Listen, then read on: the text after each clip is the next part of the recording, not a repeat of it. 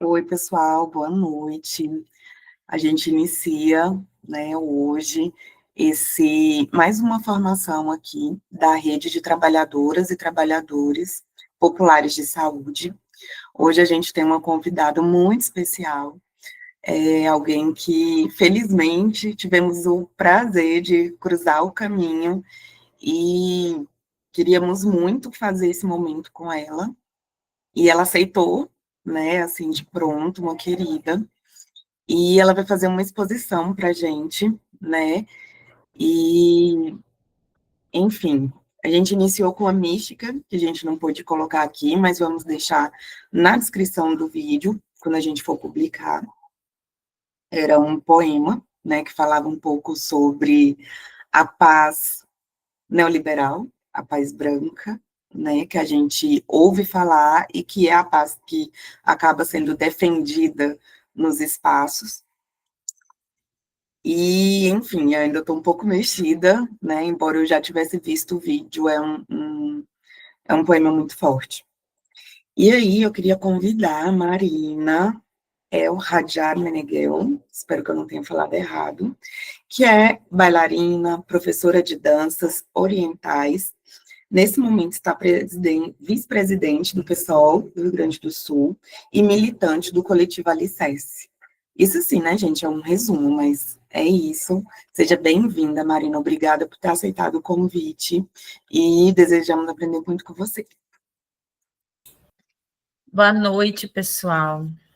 Boa noite, Loriana, Bruno. Muito obrigada pelo convite. Para mim é uma honra, porque falar sobre esse tema, apesar de ser muito pesado e difícil, é necessário, é urgente e acho que é um compromisso, né? Eu queria, antes de começar, eu até quero perguntar para quem está presente, essa apresentação, assim, ela tem que fazer sentido para vocês, né? Então, eu gostaria depois de fazer uma pergunta, se vocês puderem responder no chat ou no áudio, que fica melhor, para eu saber o tempo que eu dou para determinados assuntos da palestra, a partir do que vocês sabem ou não, sabe? Mas antes disso, queria me apresentar para além de Marina, militante, milituda e artista. Eu venho de uma família, parte, né, da família materna é libanesa. O El Hajjar é de família libanesa. Então, desde cedo, apesar do Líbano ser um país, Palestina ser outro, a gente considera Palestina, Líbano, Síria e Jordânia a região levantina. Né? Então, eles não são a mesma coisa, porque esses países também são uma invenção colonial, querendo ou não, mas eles são povos muito próximos. Então, é uma cultura que me identifico pela música, pela dança, pelas danças folclóricas, né? Para além da dança do ventre, que a dança do ventre é uma mistureba de muita coisa, né? E pela culinária, então, para mim é sempre uma honra, assim, falar desse povo que eu tenho desde pequenininha contato, né? E aí, o que eu queria perguntar para vocês é o seguinte: vocês conhecem alguma história da Palestina? Sim, não, um pouco, bastante. Vocês conhecem mais a partir da questão do genocídio nesses 2 últimos anos que vocês viram na televisão? Se viram na televisão, muita coisa não foi dita ali, né? Então eu vou tratar disso. Eu queria saber, porque tem basicamente 2 grandes partes, assim. A parte histórica e a parte mais do genocídio, que daí a gente entra em dados e a economia do genocídio. E aí eu quero saber se eu divido isso bem dividido ou se eu dou ênfase em mais alguma parte que vocês se interessem. Então, se quiser deixar ali no chat para eu... De qualquer maneira, vão botando ali e eu vou as 2 partes. A Lauriana. Tá. Não, vão botando ali e aí eu vou seguindo, tá? Ótimo. Obrigada por interagirem, é muito importante para quem está falando. A gente não se sente tão sozinho. Ai, ai. Eu vou... Tá, perfeito. Perfeito. Eu vou passar aqui os slides. Deixa eu ver aqui. Compartilhar. Uhum. Deixa eu apresentar. Deixa eu ver se vai dar certo apresentar. Estão vendo, gente? Sim, perfeito. Tá. Maravilha. Perfeito. Deixa eu ver aqui. Eu vou por aqui, né? Eu sou meio tancinha com esse negócio, mas vai dar tudo certo. Tá.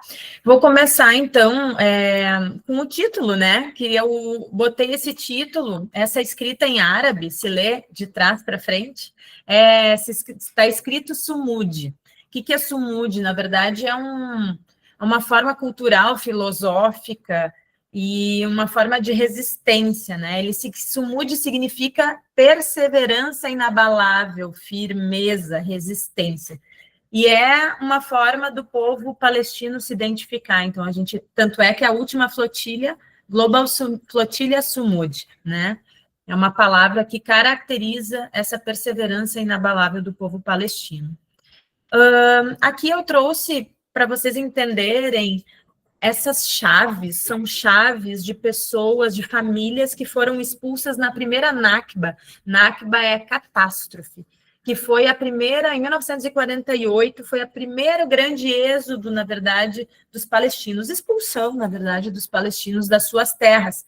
E as famílias guardaram as chaves. Essas chaves representam a ideia de retorno, né? Porque abre a memória, a esperança de retornar para os seus lares. Então, até hoje, tem famílias que guardam essas chaves. Eu vou começar também tratando de escurecer, na verdade. Eu vou deixar assim, eu vou deixar o slide, eu vou falando. Vocês vão lendo, não quero ficar lendo, né? Porque eu acho que fica maçante.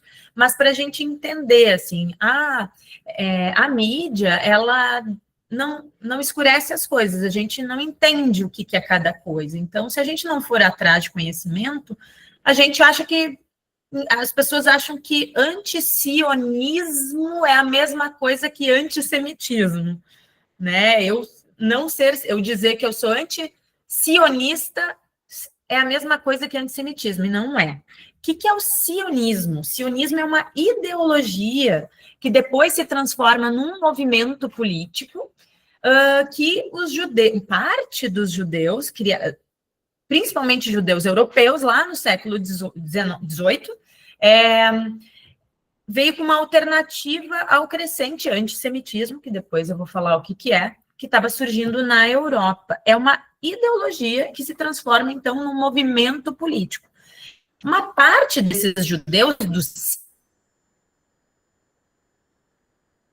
é um movimento de judeus que acreditava que era necessário um lar para os judeus, exatamente pelo antissemitismo histórico, né? A perseguição histórica que os judeus passaram ao longo da história da humanidade. Então, alguns deles achavam que se deveria ter um lar, um Estado próprio judeu, né? Então, isso não é consenso entre os judeus, depois eu vou entrar um pouco nisso.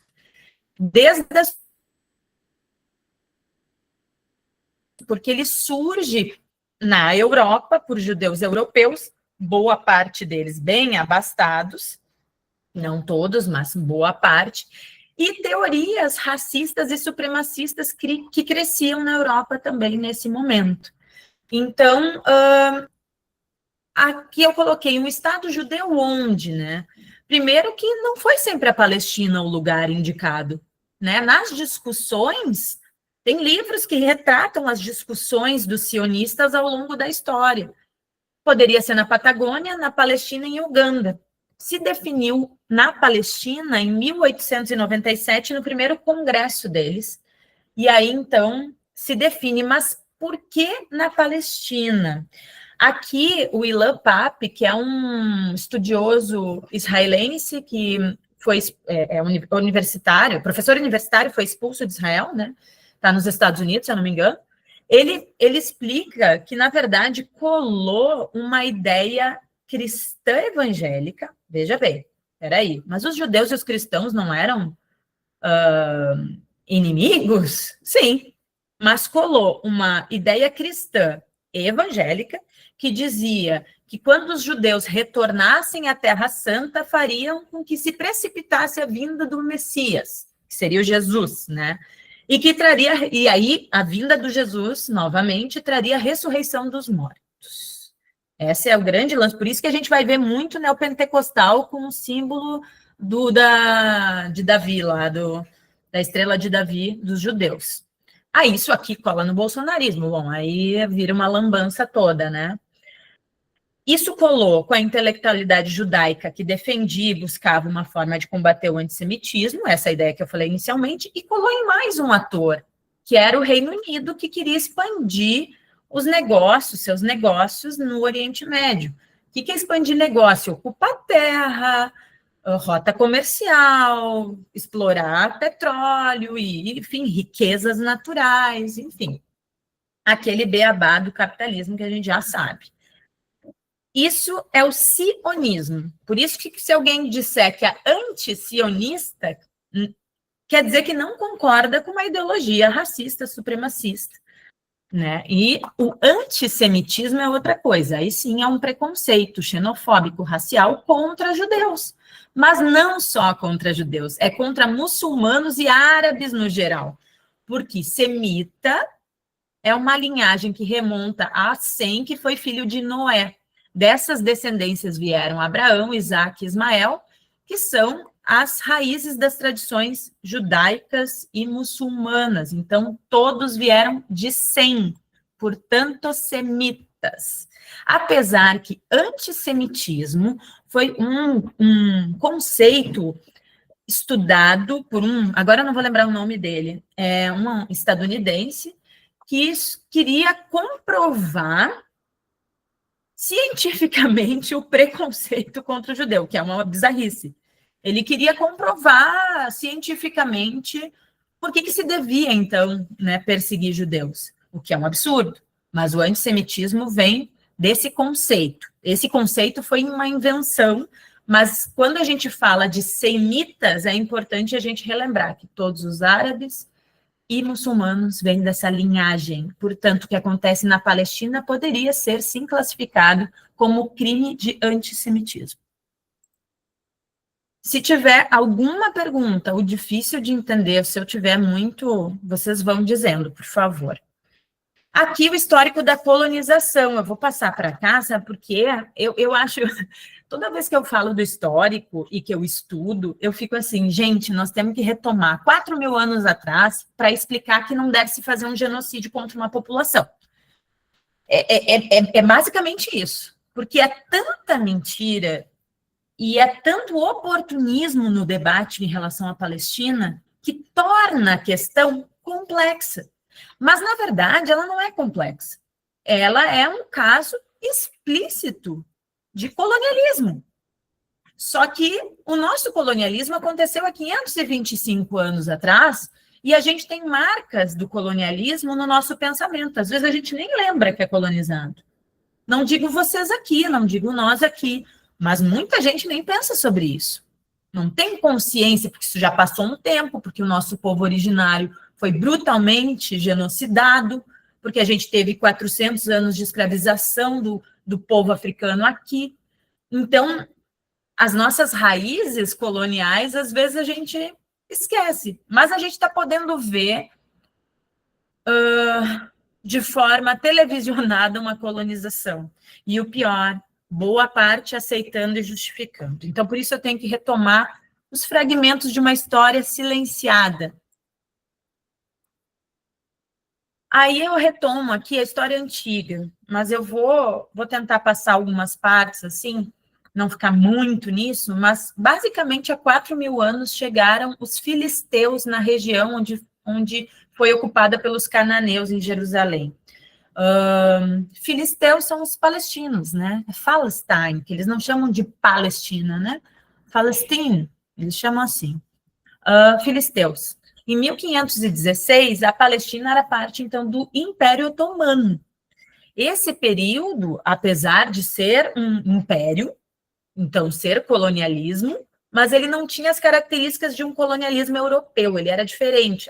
Então é melhor, Não estou dizendo isso, mas nesta época tinha menos conflitos, muito menos conflitos externos. E foi quando a população judaica cresceu na região. Então, a Palestina sempre foi um lugar em que os judeus foram bem recebidos. E isso, por isso que, inclusive, eu boto essa foto de um judeu e de um muçulmano, e de um árabe, na verdade, juntos. O Império Otomano cai em 1918, no final da Primeira Guerra Mundial. E aí é que se divide o território. Só que em 1916 tinha o Acordo Sykes-Picot, que ele foi um acordo secreto, que já em 1916, antes do fim da Primeira Guerra, já se dividiu a região levantina. Esses documentos, eles foram vazados depois da Revolução Russa de 17. Os bolcheviques é que deixaram esses documentos aparecerem. E ali, o que dizia nos documentos? O norte, Síria e Líbano, ficaria com a França, Palestina e Transjordânia, que é a Jordânia, ficariam com a Inglaterra. Então, os caras já estavam dividindo o território antes mesmo da queda do Império Otomano. E aí, o que é importante aqui lembrar? Essa região do Levante, ela é uma rota marítima e por terra que conecta 3 continentes, né? É África, Europa e Ásia. E além de ser rica em gás natural, petróleo, terra fértil, e isso é muito interessante, então, para o Ocidente, né? Para o imperialismo ocidental, nesta época europeu. Tá. Terra sem povo para um povo sem terra. Esse era o slogan do sionismo e que também depois foi calcado com o Império Inglês, assim. Como assim terra sem povo? Que terra que estava sem povo? O povo palestino não é povo? Eles diziam que era o povo do deserto, então eles não tinham identidade nacional. Mas isso não é verdade, né? Eles tinham outras formas de viver em comunidade, muito mais comunitária, inclusive. Mas eles tinham a sua cultura, né, histórica, é isso, 4.000 anos atrás. Então, é uma falácia dizer que ali não tinha um povo, né? É que nem eles chamavam aqui os indígenas de selvagens, mesma ideia. Aqui, essa carta do Lord Balfour, ela é um marco, ela é a base jurídica do sionismo. Eu botei ali a cartinha bem pequenininho, é a carta, gente, é isso aí mesmo. É esses parágrafos que vão dizer, então, que os judeus vão ter um lar, né? Eles prometem, então, a Palestina como lar dos judeus. Só que nessa carta eles dizem que as comunidades não judaicas que já existiam na Palestina não seriam prejudicadas, né? Só que ninguém consultou a comunidade palestina para saber se queriam dividir o território deles, né? Então, esse é um primeiro momento importante que isso é muito antes da ideia de partilha da ONU, né? Então, isso é importante colocar. Antes de passar para o próximo, é bom lembrar que existiu lá em 1890 e tanto um Fundo Nacional Judeu. As primeiras colonizações judias europeias para a Palestina foram muito antes muito antes não, mas uns 20 anos antes dessa carta. O que eles faziam? Esse Fundo Nacional Judeu botava dinheiro ali, principalmente os burgueses, né? As pessoas com dinheiro, judias, e faziam comprar terra dos palestinos.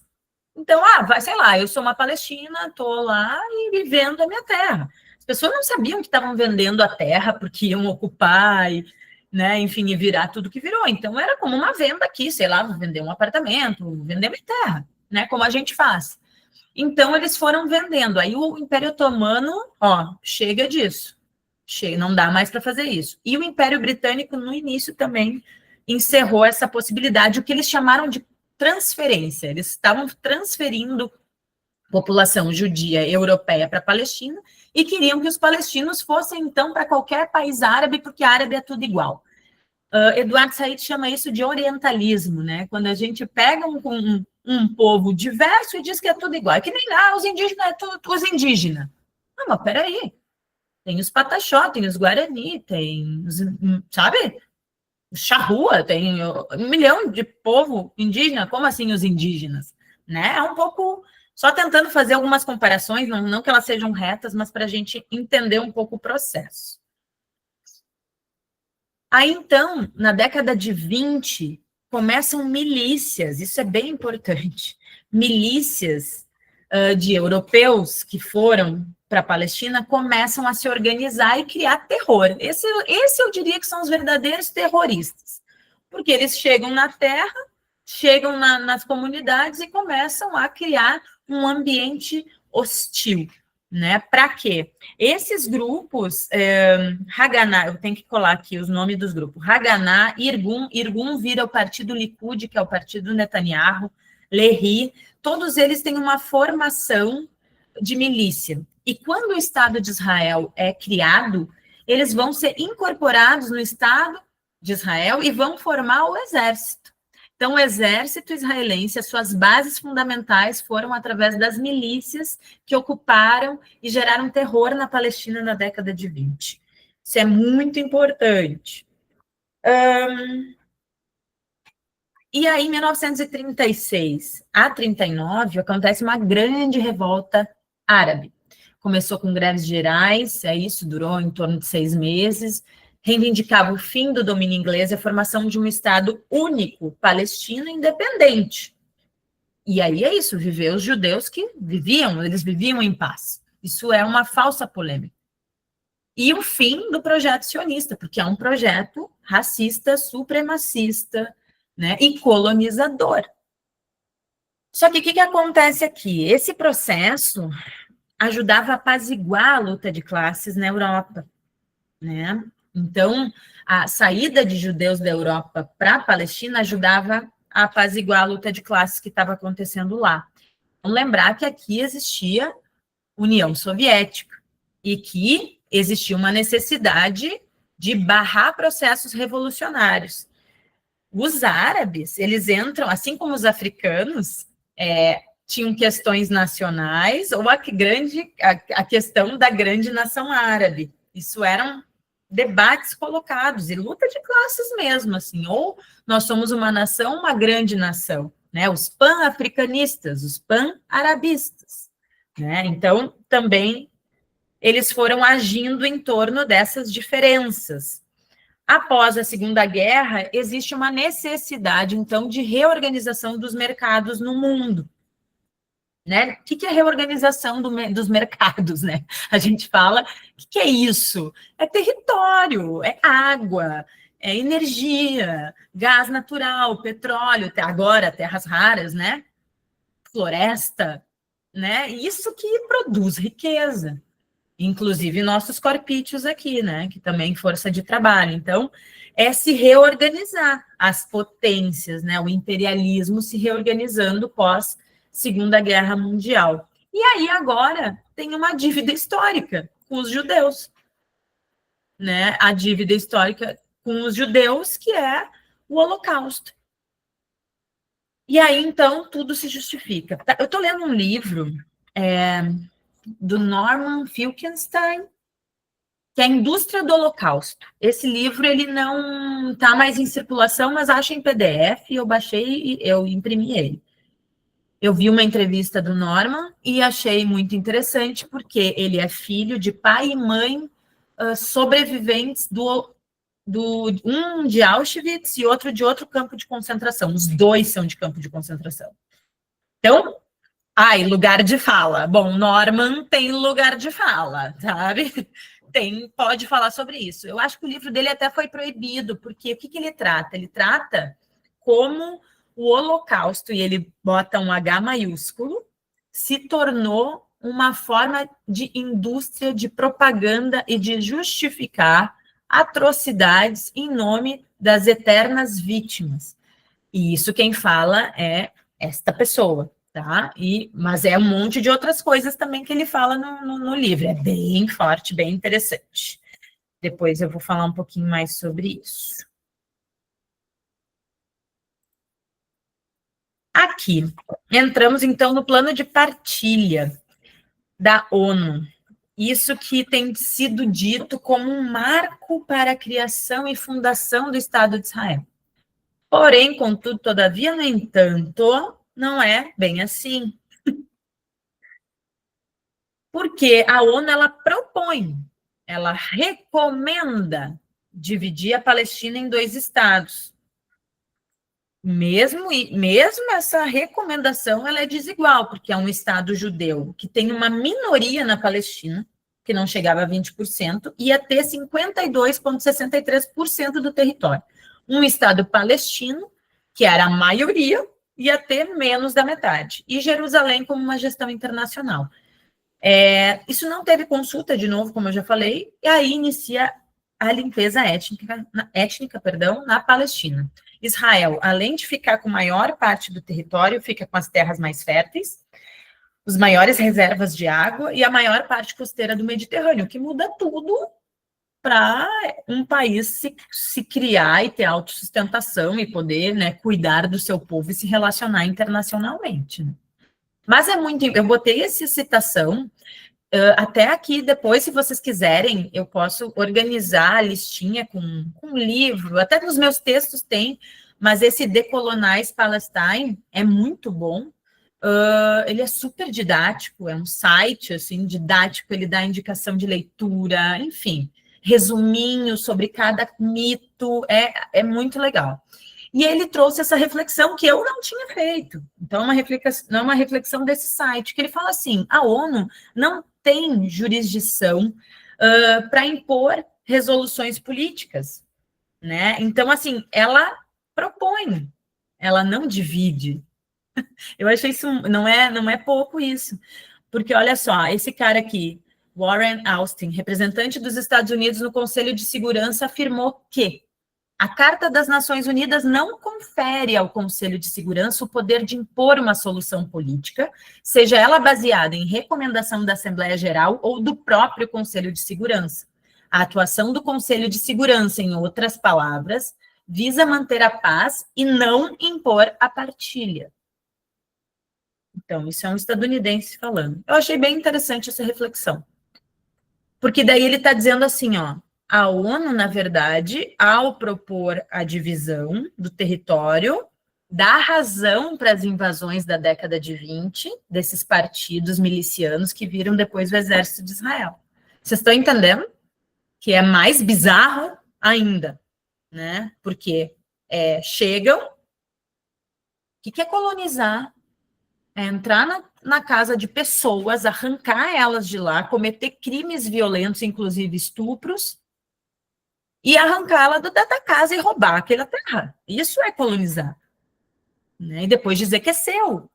E agora eles se justificam que é divino, que eles podem, porque Deus quis, Deus do Velho Testamento está querendo eles lá para Jesus voltar. Essa é a cortina de fumaça que nos trouxe até esse desastre aqui.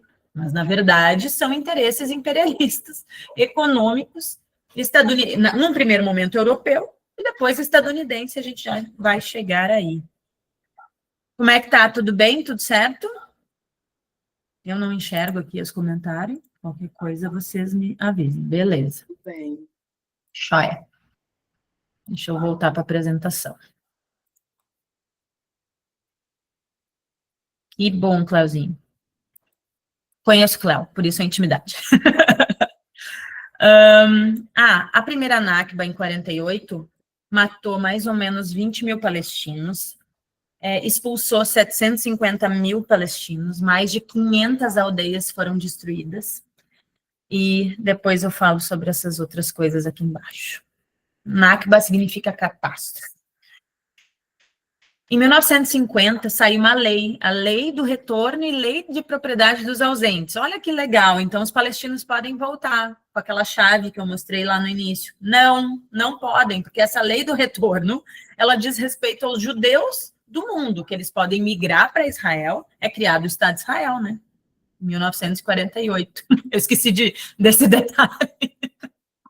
E obter a cidadania. Então, qualquer judeu do mundo pode migrar, obter a cidadania. Os palestinos expulsos em 48 são considerados ausentes. Veja bem, você estava na sua casa, chegou um colonizador, te tirou de lá a pau, você foi embora, você abandonou sua casa, então você está ausente e não tem direito a voltar e tem as terras confiscadas. É basicamente isso. É muito perverso, mas é isso aí. Então, a lei do retorno é a lei de propriedade dos ausentes em relação aos judeus. Em 1964 é fundada a organização do Yasser Arafat, vocês conhecem a Organização para a Libertação da Palestina, como um mecanismo de defesa, né, de autodeterminação, de luta contra o opressor. Então, organizações surgem para defender o seu povo, né? O seu povo se auto-organiza e cria organizações para isso. Em 67, aqui é muito importante, acontece a Guerra dos 6 Dias. E aqui tem, em um momento, a ocupação total da Palestina.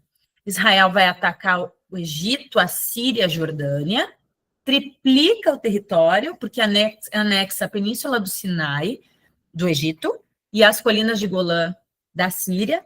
Nessa das colinas de Golã, eles expulsam 100 mil sírios para ocupar essa parte, e ocupa a Palestina, né? Gaza, Cisjordânia e Jerusalém Oriental.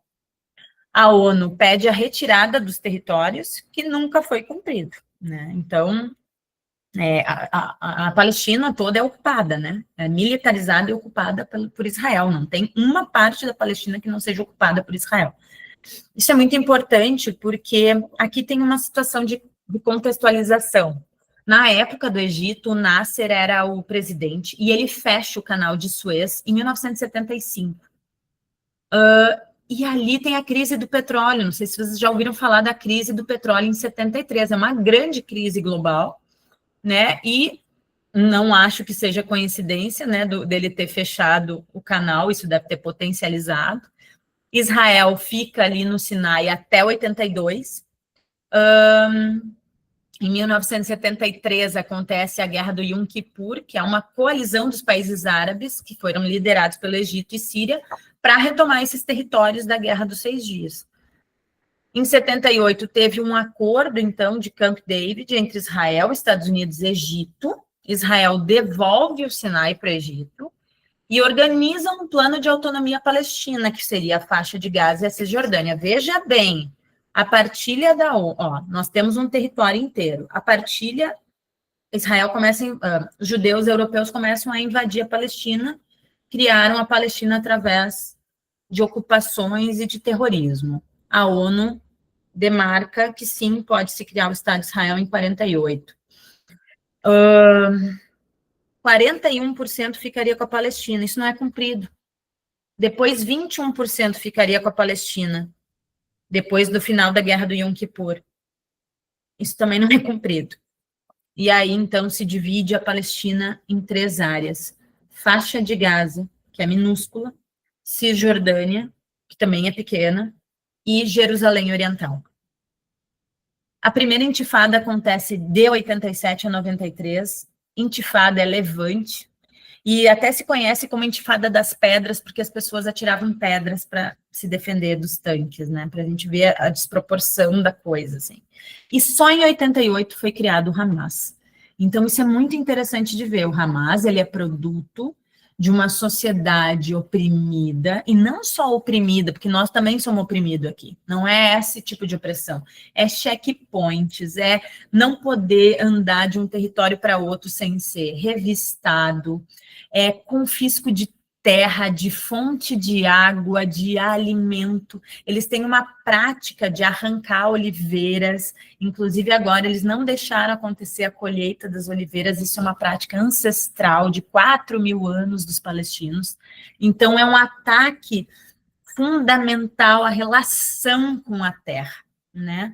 Isso acontece com os nossos povos originários, também aqui de uma forma diferente, mas também acontece. Aqui vão acontecendo, o acordo de Oslo é muito importante, por quê, gente? Porque foi um acordo feito pela autoridade, que se tornou autoridade palestina, que na verdade é a OLP, que vira a autoridade palestina. Esses acordos eram para, então, se respeitar os territórios, né? Então, tá. As resoluções da ONU, que até então não servem, não tem servido para nada, agora vão respeitar. Então, eles fizeram esse acordo, mas mesmo estes acordos, o Yasser Arafat deu acordo, entregaram as armas e o acordo não foi cumprido. Por isso que em 2000 a 2005 acontece a segunda intifada.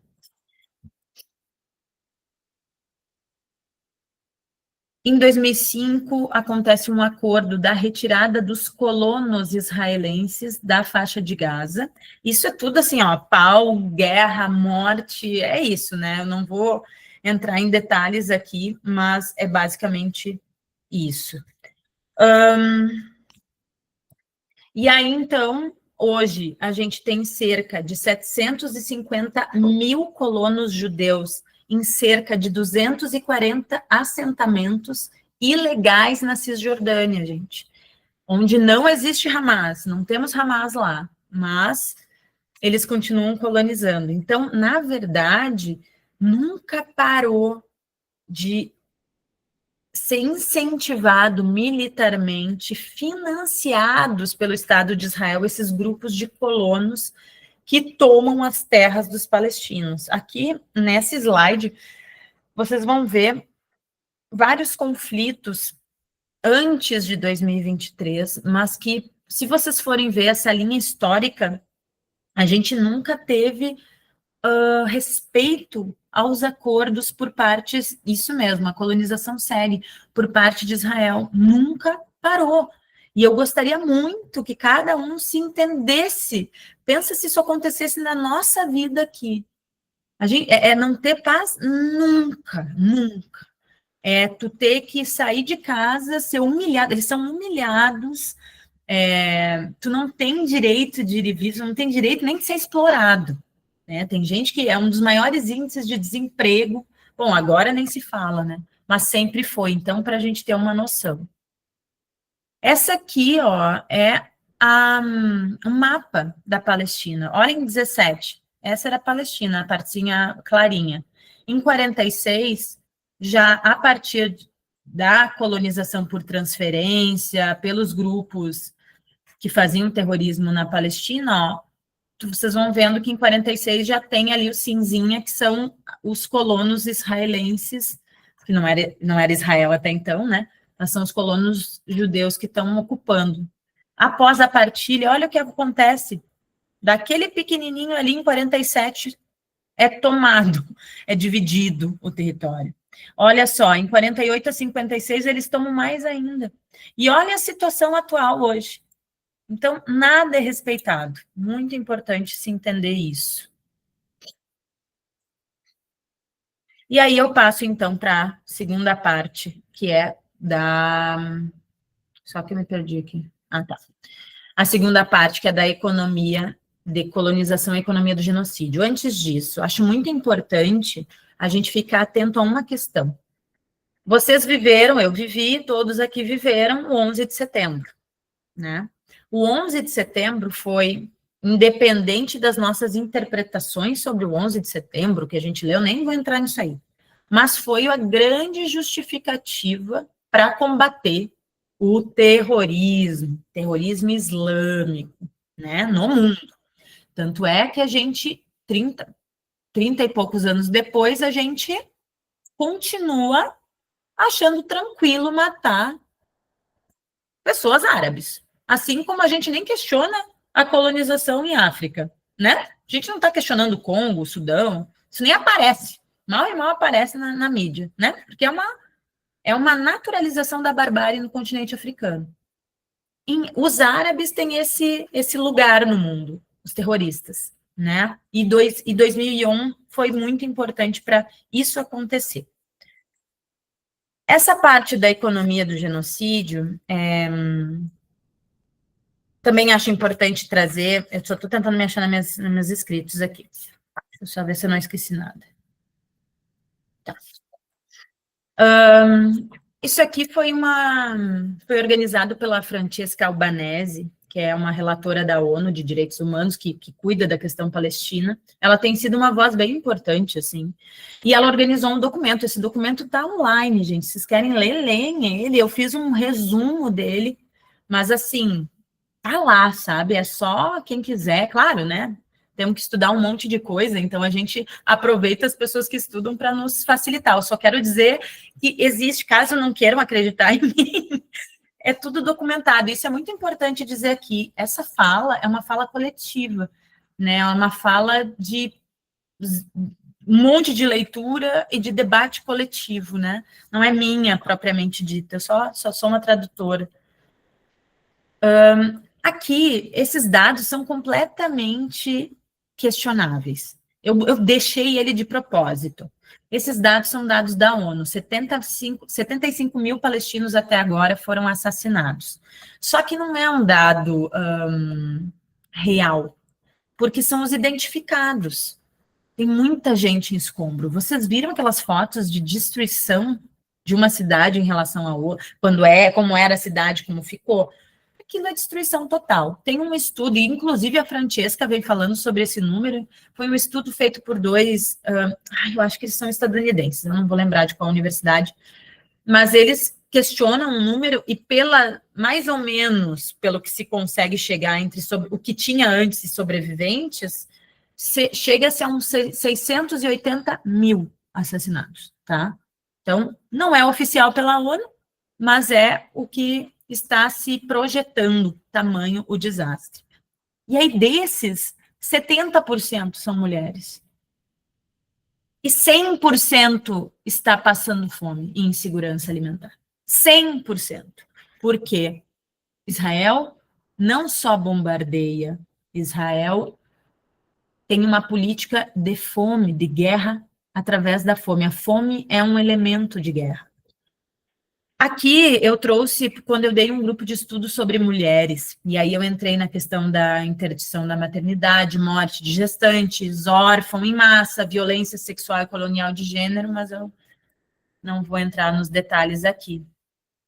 Que vocês, enquanto eu falo, vocês vão dando uma olhada. Olha só, segurança alimentar, esses são os dados do documento, aquele que eu falei, da Francesca, que foi esse ano, agora não vou lembrar, acho que foi junho, julho, por aí.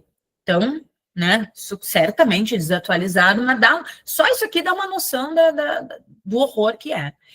O nome dessas empresas aqui, o local delas, é porque a Francesca fez o trabalho de entender como o capitalismo, as corporações, através do Estado-nação, têm lucrado com o genocídio. Então, lucra com a colonização e lucra com o genocídio. Porque eles não estão preocupados com vidas humanas. Quem se preocupa com vidas humanas são os povos, não os governos e os burgueses, né? Enfim, quem detém os meios de produção está lucrando. E é muito interessante porque tem país de tudo que é lugar, de todos os continentes. Enfim, a insegurança alimentar ali, desculpa, acabei passando, mas a insegurança alimentar é gigantesca. Agora está entrando um pouco de alimento, mas ainda é insuficiente. É importante relatar aqui que eles proibiram todas as agências, até da ONU, que estava entregando comida, e deixaram somente uma estadunidense, e ela foi acusada de assassinar palestinos enquanto eles estavam indo buscar comida. Isso está documentado, inclusive assim, em televisão sei lá, CNN, TV Globo, essas coisas que infelizmente não levam à verdade, mas até ali eles colocaram esse questionamento. Então, o governo israelense tem se enfraquecido, né? Mas não por conta, depois eu entro nisso, né? Não por conta do genocídio. Em relação à saúde, aqui eu coloquei alguns dados dos hospitais, né? Os hospitais, eles são um alvo quase que prioritário das explosões. Eles sempre dizem que dentro dos hospitais tem túneis. Nada disso foi comprovado, assim como os bebês decapitados não foi comprovado, não tem uma prova. Inclusive foi desmentido por Israel em 2023 o lance dos bebês decapitados. E até hoje eles se utilizam, eles quem? Vereadores, deputados, mídias oportunistas, pessoas desinformadas ainda falam dos bebês decapitados. O governo israelense desmentiu isso em 2023.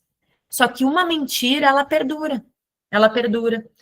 Isso, exatamente, Cláudio. Assim como nunca acharam as armas químicas no Iraque, e no Iraque mataram, eu tenho anotado aqui quantas mil pessoas mataram no Iraque, em algum lugar, depois eu acho, que é um absurdo, assim. Então, matam 100 mil, 600 mil, 1 milhão, e não acharam as armas, né? É uma sacanagem sem tamanho. Aqui, Google, Amazon, Microsoft estão juntos no sistema de vigilância, desenvolvendo feiras de segurança. Israel desenvolve feiras de segurança. Esse ano, inclusive, chamou secretário dos municípios, o secretário de Porto Alegre foi, eu não sei se o de Goiás foi, secretários de governos estaduais, vão para essas feiras. O que acontece lá? Eles testam nos palestinos e eles exportam. Esse livro aqui, ó, do Anthony, que eu não sei dizer o sobrenome, Laboratório Palestina, ele fala desse mecanismo aqui de testar nos palestinos armas químicas, vigilância mesmo, drones, né? Drones que perseguem, tem uma lista, essas pessoas, eles, olha só isso, eles sabem, a Marina mora na Palestina, Marina foi comprar pão. No outro dia, a Marina foi comprar pão, ficou 5 minutos numa esquina. No outro dia, a Marina foi comprar pão, ficou mais tempo na padaria e depois foi para um outro lugar. Eles vão... Ah, a Marina é suspeita. Então, eles vão vendo. Bom, isso aqui, né? A gente também é, mas é aqui, né? Pensa lá. Eles vão vendo ações que eles acham suspeitas e o próprio drone pode matar, né? Então, assim, nem tem necessariamente uma humana, claro, apertando o botão, sim, mas eu digo assim, o tete a tete, né? Então, isso é muito comum, gente, matar por drones a partir de suspeitos. Então, como assim tu não é investigado, tu não tem julgamento? Inclusive, os presos palestinos, eles não foram julgados. E agora, passou essa semana, no parlamento, no Knesset, no parlamento israelense, que eles vão ter pena de morte. Ainda tem que passar por mais algumas instâncias, mas na primeira instância já passou. Um projeto de lei, pena de morte para palestinos presos. Então, mas como assim, se tu não julgou, se não tem defesa, tem criança presa, são mais de 9 mil presos, sem julgamento, sem... Aí pode matar agora. Claro, isso ainda tem que passar em mais 2 instâncias, mas só de ter passado na primeira é um alerta muito importante para nós, assim. Aqui são as questões dos abrigos, das casas. Eu botei essas empresas porque essas empresas, elas são de construtoras, de demolidoras, de maquinário pesado. É daí que vem, são daí que vem os negócios. Então, a gente destrói, depois constrói. A crise climática e aqui no Porto Alegre, por exemplo, né, a enchente que deu, gente, tem gente lucrando muito na reconstrução. Inclusive os governos, os impostos, enfim, é uma treta. Os caras sabem lucrar com a destruição. Não é porque, está destruindo, que agora eles vão ter consciência, né? Os poderosos vão ter consciência. Não tem consciência. A ganância e o poder são o projeto político deles, né? E digo mais, o lance do narcoterrorismo aqui no Brasil, na Colômbia, na Venezuela, né? Isso eu tendo a dizer, e não sou só eu que digo, óbvio que não, mas eu penso que é um novo marco para daqui a pouco justificar invasões. Então, a gente tem o terrorista do Oriente Médio, e daqui a pouco a gente vai ter um narcoterrorista na América Latina para justificar daqui, não precisa ser hoje, mas justificar daqui uns 5, 10, 15 anos, uma invasão para combater o narcoterrorismo. Já estou até vendo. Eles criam, a ideologia vai criando antes para justificar e para convencer uma massa de que isso é necessário, né? Proteção, 1 milhão de crianças necessitam de saúde mental. Não, esses dados, eles são... É óbvio que todo mundo lá necessita de saúde mental, né? Mas eu acho que é importante colocar porque nos dá a dimensão. 270 jornalistas assassinados, isso foi mais que 9 guerras, se eu não me engano, juntas. Nunca se matou tanto jornalista na história das guerras.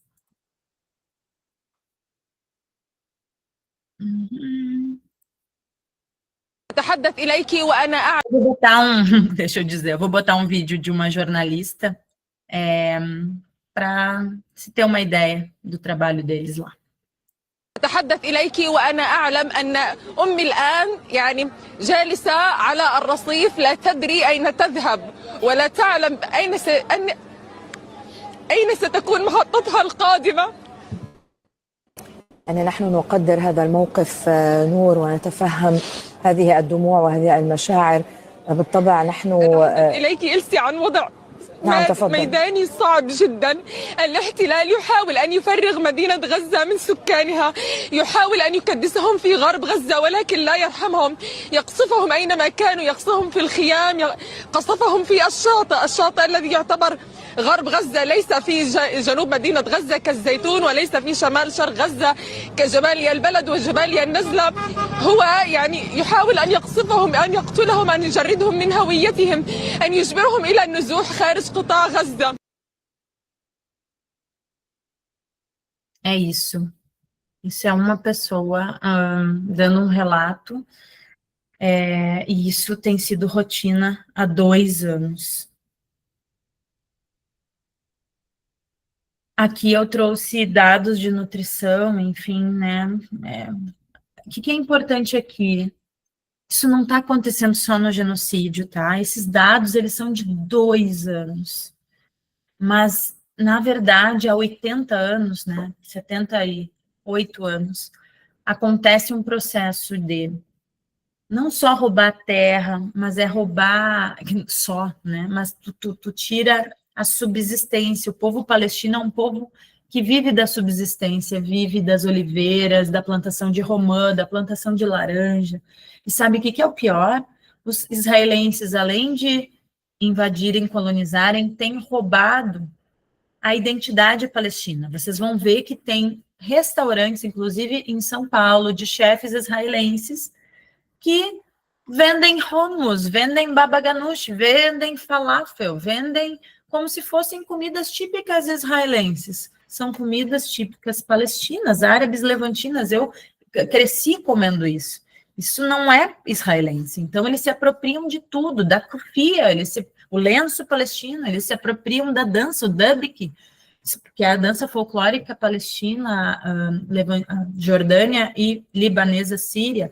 Então, a colonização é essa apropriação de tudo, né? É tirar a identidade, não é a vida em última instância, mas daqueles que sobrevivem é a morte pela fome e também a morte cultural. Por isso que é sumude, a perseverança inabalável, porque eles continuam perseverando. Eles continuam resistindo, né? Mesmo um genocídio televisionado tentando ser justificado para a construção da grande Israel.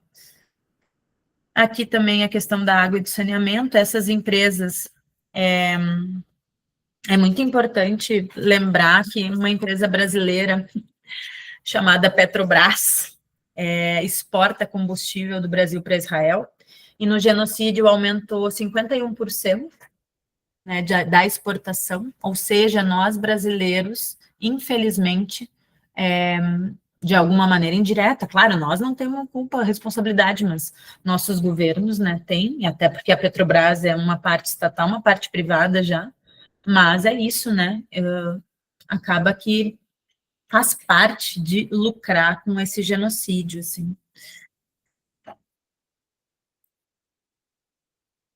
Daí aqui também dados de educação, né, enfim, mais para a gente ter a noção do bizarro.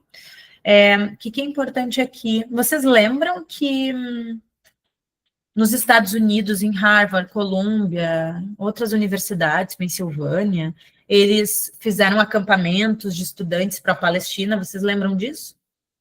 Pois então, 3 presidentes dessas 3, Harvard, Colômbia e Pensilvânia, foram destituídos depois desses atos. Esses atos tiveram que parar porque quem banca e financia essas universidades são judeus, burgueses, estadunidenses, né? Então, isso também é importante. E aí eu vou retomar o que eu falei lá no início dos Estados Unidos. Do Norman Finkelstein, ele do Holocausto como um mecanismo, uma indústria. Os Estados Unidos, os judeus estadunidenses burgueses, tá? A gente está falando de uma classe, não estou generalizando todo mundo, tá? Essa classe nunca se importou com o Holocausto nazista. Pelo contrário, inclusive fizeram negócios quando caiu, o Hitler se matou, eles fizeram negócios com parte de quem sobrou, digamos assim, para combater a União Soviética na Guerra Fria. Então, assim, eles tinham relações tranquilas. Nunca foi uma questão. Quando é que se torna uma questão? Isso quem fala é o Norman no livro dele, não sou eu. Ele fala que em 1967, na Guerra dos 6 Dias, ali eles viram uma oportunidade de ocupar o Oriente Médio e o Holocausto serviu como uma fábrica para justificar a invasão, o povo coitado que foi, né, o Holocausto. Eles negam os outros holocaustos, eles negam os outros setores que foram mortos por Hitler, gays, pretos, comunistas, uma galera foi morta. Claro, judeus foi num outro nível, sem dúvida, mas tinha 12 categorias de pessoas perseguidas, ciganos, pessoas com algum tipo de deficiência, enfim, era bizarro. Então, eles negam isso, e aí começam a botar grana em Hollywood, filme, livros, e o Norman fala que os pais deles foram convidados para fazer palestras, para falar sobre o Holocausto, porque eles eram sobreviventes do Holocausto de verdade, né? Eles foram estavam nos campos de concentração. Só que tinha um detalhe, tinha que falar mal do Stalin e da União Soviética. Só que os pais dele tinham uma gratidão eterna pelos soviéticos, porque quem libertou os judeus na Alemanha foram os soviéticos. E eles falaram que jamais falariam do Stalin. E aí, eles nunca toparam. O que eles ganhavam? $100 mil se fossem falar, só que tinha que ser sempre nessa condição. Então, ele pegou, de alguma maneira, o início desse mecanismo do Holocausto, na vida deles pessoal, né? Do Holocausto como um mecanismo de justificar qualquer coisa. Tanto é que se verem essa minha fala aqui, vão dizer que eu sou antissemita. Esses dias eu tive que dar já estou finalizando, tá, gente? Esses dias eu tive que dar uma testemunho, porque eu fiz um comentário num post do Rio ao Mar Palestina Livre. Tive que ir na Polícia Federal dar um depoimento e me explicar o que eu quis dizer com do Rio ao Mar. Só para vocês terem uma ideia, isso há 3 semanas atrás. Então, o lobby sionista é gigantesco. Eles têm bancos, eles têm empresas, eles têm o 8º maior exército do mundo, que é Israel. Em proporção, eu diria que é o maior, porque pensando no tamanho deles, né, a relação deles com os Estados Unidos é de ganhar mesada anual, na época, desde que se formou o Estado de Israel, 4 bilhões por ano para armamento, enfim. E agora, no genocídio, eles ganharam ainda mais, eu não vou lembrar quanto agora, de 15 bi para cima. Então, para a gente ter essa noção. Aqui, gente, danos é toda a estrutura, é basicamente toda a estrutura, é 80% de rodovia, 70% das estruturas foram destruídas. A Elbit System é uma empresa que tem aqui no Rio Grande do Sul, ela está no Brasil, e ela tem uma relação com a Universidade Federal do Rio Grande do Sul, então a gente produz conhecimento para uma empresa que vende armamentos, drones para Israel, né? Uma empresa israelense que está aqui no nosso solo. Então, aqui eu coloquei como cúmplices, Airbnb, Booking, já está vendendo não, alugando casas ocupadas por colonos. É muito triste, gente, é muito triste. Aí, antes de passar para cá, eu já vou finalizando, só para vocês terem uma noção desse documento que eu botei assim, só para vocês irem dando uma olhada. A Francesca trata do deslocamento, o setor militar, a vigilância e encarceramento, maquinaria pesada a serviço da destruição. Isso é um setor. O setor de lucro, né, de ganho, de empresa, de corporação.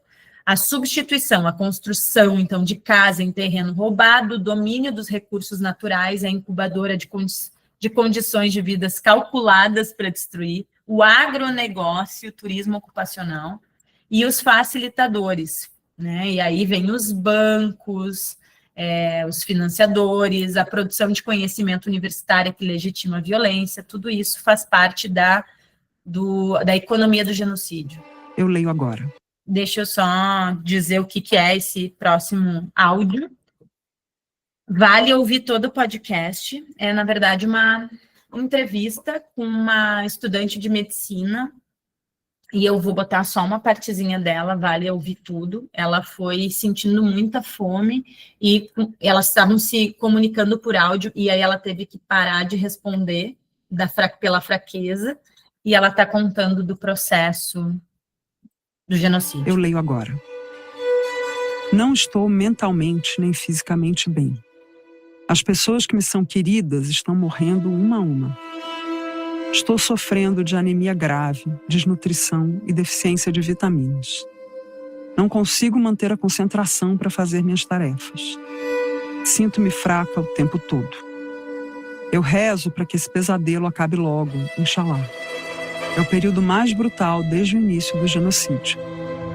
As pessoas estão morrendo para tentar conseguir um saco de farinha. Os bebês estão morrendo porque as forças israelenses negaram a entrada de fórmula.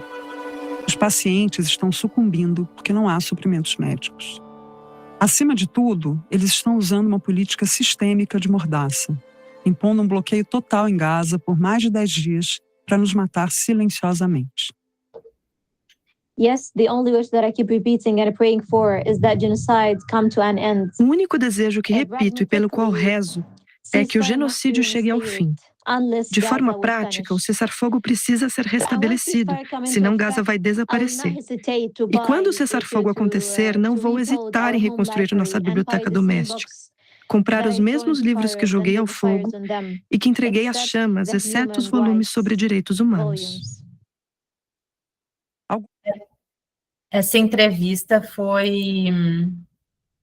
feita com ela, porque ela tinha uma biblioteca, e aí ela vai contando que ela teve que pegar os livros para fazer fogo, para poder se aquecer e fazer comida. E os primeiros livros que ela botou no fogo, depois de muita dor de ter que se desfazer dos livros, porque eles sempre foram companheiros deles, né, da família, foi o de direitos humanos. E ela diz que os que ela não vai comprar novamente são os de direitos humanos. Eu achei bem forte e simbólico. Vou fechando aqui, gente. O que é importante dizer que a gente precisa fazer esse movimento de falar. Por quê? Porque Israel coloca pesado financiamento para que essas tem podcast, tem canal de YouTube falando, a gente vai constituindo as narrativas e vai, enfim, colocando um pouco da nossa análise. É o primeiro genocídio televisionado. Isso vai gerar nas nossas psiques alguma coisa, que eu não sei se vai ser até uma naturalização da barbárie. O exército israelense, ele utiliza o TikTok, eles colocam lá eles invadindo casas. Não sei se vocês viram, é que o meu Instagram é a bolha sobre a Palestina, né? Saiu agora até vídeos, eu não vejo, porque eu não tenho condições, de um palestino sendo estuprado por vários soldados. E esses soldados foram recebidos como heróis no parlamento israelense. Eles foram na TV mascarados, e é isso, vocês procurem, vocês vão achar. Eles foram na TV mascarados, não mostrando o rosto, só os olhos, dizendo que era um absurdo, porque uma pessoa, uma mulher, que agora não vou lembrar qual era o cargo dela no exército, ela deixou vazar o vídeo. Isso, a mulher, exatamente, Gabriela, a mulher está sendo perseguida, está presa já está presa, e eles estão saindo como heróis.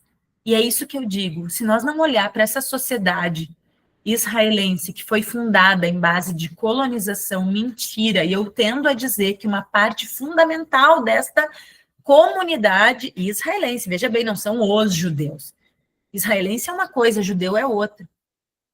Ali são judeus israelenses, mas judeus é um povo gigantesco. Essa comunidade eu tenho traços fascistoides. Inclusive, quando eles vão para a rua, para o Netanyahu cair, não é por conta do genocídio na Palestina. É porque depois da guerra do Irã teve uma crise tremenda na sociedade israelense, uma crise econômica. Né? Porque o Irã destruiu partes importantes do maquinário de guerra deles. Então, infelizmente, é uma sociedade que a gente vai ter que ficar de olho. Aqui, as resistências e solidariedade, né? Vocês viram a Global Summit Flotilha, que é para levar medicamentos, alimentos, suprimentos. Tem o movimento BDS, que é de boicote, desinvestimento e sanções, uma ideia de boicotar as empresas. Isso aconteceu na África do Sul, né? Como uma maneira de acabar com o regime de apartheid. E a gente tem que fazer ato onde der, falar. E queria dizer, que eu acho que eu não disse isso no início, que os judeus não têm consenso em relação à criação de um Estado, tá? Isso não é consenso. Existem judeus não sionistas. Isso é muito importante, porque eles fazem uma confusão de que israelenses e judeus é a mesma coisa. Não, não é. Israelenses são judeus, sim, mas nem todo judeu é israelense e sionista. Existem judeus brasileiros, estadunidenses, africanos, de Uganda, enfim, de muitos lugares do mundo. E aí fecho com essa frase, porque eu acho que ela é muito potente, assim. Eles podem destruir casas, queimar oliveiras, cercar cidades, mas não conseguem matar a raiz, a memória, a resistência de um povo. A Palestina é mais do que um território, é a luta pela dignidade humana.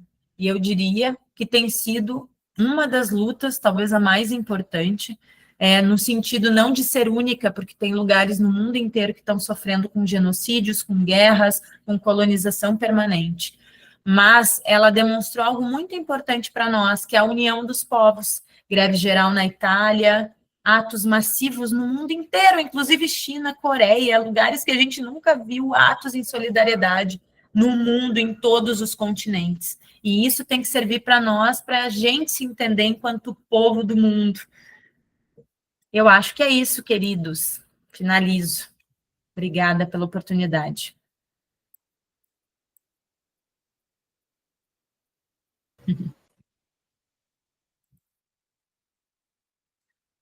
Nossa, gente, toda vez que eu escuto a Marina, eu fico assim muito impactada, porque são tantas informações que a gente não consegue acessar, né, pela mídia hegemônica, e tanta mentira também, né, que a gente vai... parece que a gente está num outro mundo, né, que são muitas verdades chocantes, muita desumanização, muito exercício do capital nu e cru, como ele é, né? E aí eu fiquei refletindo muito. Da primeira vez que eu te ouvi, Marina, eu comecei a anotar as coisas, depois eu já nem conseguia anotar mais, porque cada hora era uma pancada. E agora, te ouvindo novamente, eu ouvi várias coisas que parece que eu não tinha escutado, né? Então, assim, cada apresentação, mesmo que a gente veja novamente, acho que sempre tem alguma coisa para impactar. Então, assim, mais uma vez eu quero te agradecer. Estou recebendo umas mensagens, onde vocês acharam essa mulher? Então, assim, é importante, a gente queria muito, muito, muito que essa aula, né, essa formação também, ela ficasse registrada. A gente não conseguiu todas as pessoas, né, que costumam estar com a gente nos espaços, pudessem chegar aqui, estar presentes, né, conversando diretamente contigo. Mas o fato de você ter vindo, da galera que está aqui, tá assim... Gente, daqui a pouco eu vou abrir para perguntas, tá? E, por favor, aproveitem a Marina. E aí, assim, saber que isso vai ficar online, apesar das barbaridades que a gente vai descobrindo, é algo que eu considero importante, né? Tanto numa questão cidadã, numa questão de politização, de conhecimento de verdades, né? De combate à fake news, mas também num foco que está ali junto com os trabalhadores da saúde, né? Porque a gente ouve muito falar de paz, né? Quem aí já foi da promoção da saúde, ou tem um dos eixos é falar sobre cultura de paz, né? Exatamente esse nome. E aí a gente fica pensando, né? Até que nível, que dimensão essa cultura de paz, né, que a Organização das Nações Unidas defende, né, é tudo grandes cargos, grandes acordos, né, e assim, não é para jogar a promoção da saúde fora, não, que a gente sabe que tem muita coisa boa na promoção da saúde, mas a gente também sabe que na nossa sociedade capitalista, toda e qualquer boa intenção pode e acaba sendo capturada, né? E aí a gente fala de paz, porque temos que manter a paz, temos que dialogar. E a gente ouve, né, os órgãos internacionais falando sobre isso. Mas como é que a gente tem um território há anos e anos falando, sendo atacado, né, com esse tipo de genocídio? Como você falou, eu não tinha parado para pensar nisso até então. A gente está tendo um processo colonial acontecendo, sendo transmitido pela televisão, e a gente não consegue fazer nada. Né? Assim, é uma sensação também de impotência, mas também de choque, porque todas as pessoas do mundo são favoráveis ao colonialismo, né? Como que isso é cristalizado como gente, tem guerra lá, mas tem o Hamas. Assim, Hamas chegou ontem. Foi uma criação da resistência, ninguém está aqui dizendo que apoia movimentos fundamentalistas, mas a gente tem um contexto e uma história que nunca é falado. Né? Então, quando se fala do genocídio do povo palestino, a gente só escuta, então você é a favor do Hamas. E a gente ouve isso dentro de campo de galera que é dos direitos humanos, né? Que é do campo progressista. Eu lembro, assim, há um ano, tinha pouco tempo que tinha explodido pelo mundo a notícia, né? Embora o genocídio já acontecesse há muito tempo. E a gente foi fazer uma nota até pela frente contra a privatização da saúde, fomos fazer uma nota e puxar as assinaturas em uma dessas conferências de saúde. E aí, pegar a assinatura, pegar uma assinatura, a gente precisa ter pelo menos 10% das pessoas que estão no Congresso, e aí é uma quantidade, assim, grande. E aí, a gente chega a cada pessoa explicando. E uma mulher que ia colocar a assinatura, ela disse que só ia assinar se a gente mudasse o texto e falasse que a gente também era contra o Hamas. Entende? Então, assim, gente, pelo amor de Deus. Eu estou, assim, só compartilhando porque a gente vai ligando as coisas, né? E aí, uma primeira pergunta que eu queria te fazer é se você já conhece ou tem algum posicionamento sobre o Hospital Sírio-Libanês, né? Que a gente sabe que é uma organização sem fins lucrativos, né, que foi fundada, entre aspas, pelo tipo um movimento beneficente do povo de Israel, de Deus, e aí, assim, a gente tem esse hospital que foi construído com recursos públicos, hoje, né, gerido, né, por esse grupo, e que recebe bilhões do SUS. Ele atende SUS? Atende, mas ele não é 100% SUS, né? Com uma lógica de formação bem neoliberal, né? Assim, questões, porque a gente ouve muito assim, é um hospital de excelência, né? Assim, tem sua conduta técnica importante também, mas, para além disso, tem feito formações gerencialistas que têm formado muita gente que vai para o SUS e começa a ter uma atuação de gerência desumana, né? Porque tem que ter meta, tem que ter indicadores. Só que, assim, a gente está na realidade do Sistema Único de Saúde. Então, assim, é uma questão de formação profissional para a saúde e tem uma repercussão, né, disso tudo. Então, já queria fazer esse comentário, se alguém quiser trazer mais alguma coisa. Eu ainda estou meio chocada, né, com as novas informações que eu consegui captar aqui. E, mais uma vez, muito obrigada, Maria.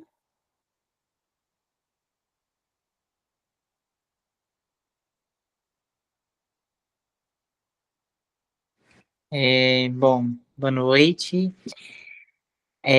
Marina, assim, também compartilho com a Laura, eu cheguei um pouquinho atrasado, mas desde o momento que eu comecei, né, a ouvir, e assim, sentindo alguns impactos ainda, né, as reverberações fazem a gente refletir muito sobre muita coisa, né? Uma das primeiras coisas, assim, ouvindo você falar, e aí depois você até comenta sobre isso, né? Sobre o existir essa destruição de um povo que não tá tão longe da gente também, né? E aí isso é uma coisa que tem me incomodado tem um tempo já. E aí, antes de continuar, eu queria só fazer um parênteses que da minha experiência no sentido do solidariedade internacional. A solidariedade internacional, né, eu fui conhecer de fato o que se trata, né, quando eu me organizei num partido, né, e aí falava-se sobre a solidariedade internacional de todos os trabalhadores, né, e aí eu fui entender um pouco o que é o internacionalismo, né, e aí me chocava um pouco, assim, de a gente discutir isso de uma certa ingenuidade, porque eu pensava muito no âmbito, tá, a gente pauta o internacionalismo, mas ao mesmo tempo, internamente, a gente não constrói uma solidariedade de classe, entendendo, por exemplo, que a classe trabalhadora no Brasil, ela é formada por aqueles trabalhadores formais, ela é formada pelos povos originários, ela é formada pelos povos quilombolas, e a gente não tem essa solidariedade nacional, digamos assim, né? E aí a gente está pautando a solidariedade internacional. E aí eu vejo o quanto. Eu queria usar a palavra pobre, mas não sei se é a palavra certa, mas. Porque não é a palavra certa, porque é intencional que a sociedade não construa essa reflexão, né? Porque é muito fácil a gente culpar o outro trabalhador de que ele não tem essa consciência, né? De, poxa, vamos olhar para o outro trabalhador, sendo que não é essa a intencionalidade, né? Então, assim, só fechando esse parênteses, porque aí a gente vê hoje a COP30 acontecendo, né? Estamos aí finalizando já. Ontem, né? Toda uma movimentação colocada como agressiva, né? Das manifestações. Então, e aí, né? Querendo puxar para essa questão do próprio Hamas, né? Eu tinha eu era questionado quando eu estava organicamente num partido nesse sentido de, tipo, tá, você tá defendendo a Palestina e aí você defende o Hamas. E aí me doía um pouco quando eram LGBTs que me questionavam isso, porque eles pegavam naquela, mas os Hamas, ele mata gays. E aí, uma vez eu vi uma resposta até muito interessante, que foi, tá, e o capitalismo não mata? Então, a partir desse momento, eu falei assim, mano, é isso, né? E é essa construção desse conhecimento, né? Contra-hegemônico, que não é fácil, né? faço parte da rede também, e aí a rede, acho que quando a gente pensa nesse momento, que pode até parecer, eu acho que para muitos colegas que a gente ocupa outros espaços, não fazer muito sentido por que a saúde está discutindo sobre a Palestina. Por que a gente precisa falar sobre isso, né? E aí, a minha pergunta vai até não num campo tão específico da temática, mas eu acho que até ouvir um pouco de você, da sua experiência, se você tem percebido que outras áreas, que não seja a militância partidária ou aquela militância de manifestações, mas, por exemplo, o campo da educação, o campo da saúde, eu sou profissional da assistência social, e dentro da assistência social não se fala sobre a Palestina, né? Assim, se não são militantes que se colocam em falas, né, em congressos, em eventos, pelo menos eu desconheço, na política de assistência social eu nunca vi uma mesa, uma live, né, uma coisa assim. A minha categoria tem um posicionamento, né, tem construído essa defesa, né, do povo palestino, mas eu acho que tem essa dificuldade de inserir nos espaços socioocupacionais, de discutir com os outros trabalhadores, né? E aí, te ouvindo, foi muito desse lugar, assim, me coloquei muito no lugar, assim, como se eu nem não fizesse parte da rede, como se eu não conhecesse nada, tipo assim, vim aqui ver de que é isso que tá acontecendo, porque eu sinto falta disso, né? Eu acho que a militância, de forma geral, e aí uma coisa que eu criticava quando eu tava militando no partido, era isso, de que assim, tá, a gente tá falando para quem e com quem, e de que forma. Não é achar que quando o trabalhador vai ver a bandeira da Palestina, óbvio que eles vão associar com terrorista, com Hamas, porque é o que ele é ensinado, mas qual é a nossa abordagem, né? Eu particularmente sou de uma abordagem muito, assim, ABCW com o trabalhador. Mas tem militante que não tem militante... E assim, não estou falando que não tem que ter grito, que não tem que ter ato, que não tem que ter essas manifestações. Mas eu tenho uma série de críticas à forma como a militância se insere dentro da classe trabalhadora que está ali, só quer ver o jornal dela, que vai passar as mesmas coisas de sempre, sabe? Então eu queria ouvir um pouco de você, essa experiência, se há, né, e como que foi até nos outros espaços, né, que não seja a nossa bolha, como você falou, da internet. Obrigado.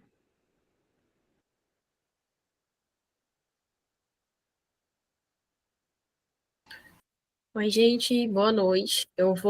Não tenho nenhuma pergunta exatamente, mas eu vou fazer vou dar meus 10 centavos de reflexão e revolta.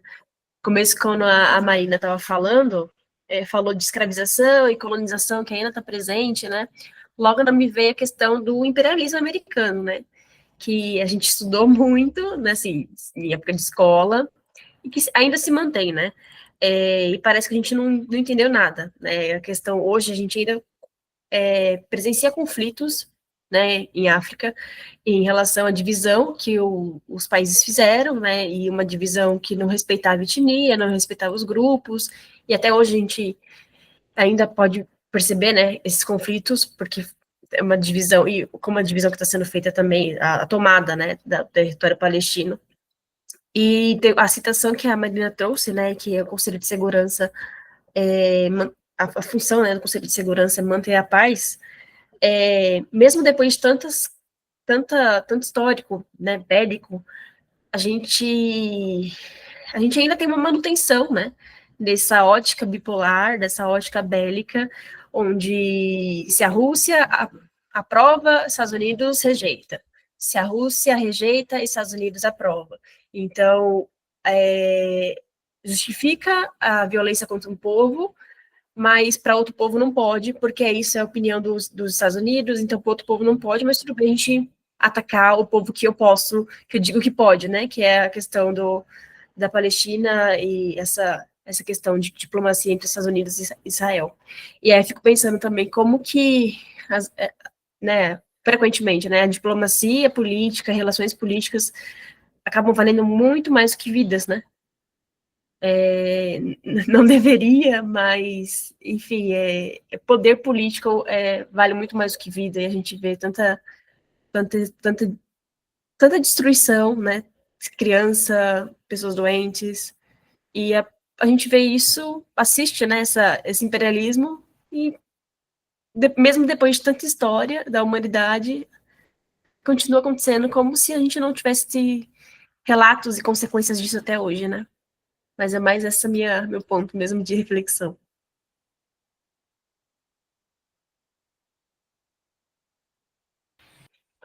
Gente, é forte, é pesado, né?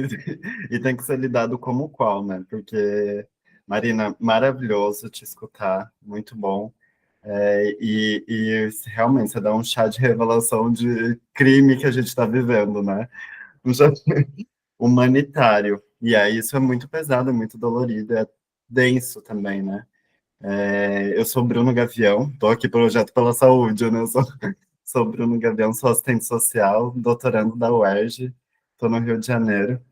E aí várias questões, assim, eu fui anotando, tentei anotar aqui no caderninho as questões que você foi colocando, os períodos, que foi muito legal conseguir visualizar, fazer essa linha cronológica, assim, dos processos históricos mesmo que ocorreram no território, conseguir visualmente ver o território também foi muito legal. E aí tentei elencar umas questões, assim, né? E foi muito legal na tua fala, três elementos, assim, que eu falo que é o tripé do colonialismo.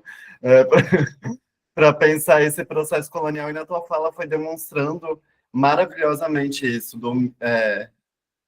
a forma de falar, não que é maravilhoso, pelo amor de Deus. O memoricídio, o etnocídio e o genocídio, né? É o tripé, assim, para exterminar e acabar, e a força dominante se construir nesse território, né? Com essa população, esse povo.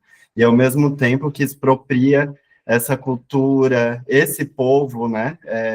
Como mão de obra também. E é sobre isso, para pensar na saúde, quando a gente vai falar de determinação social, né?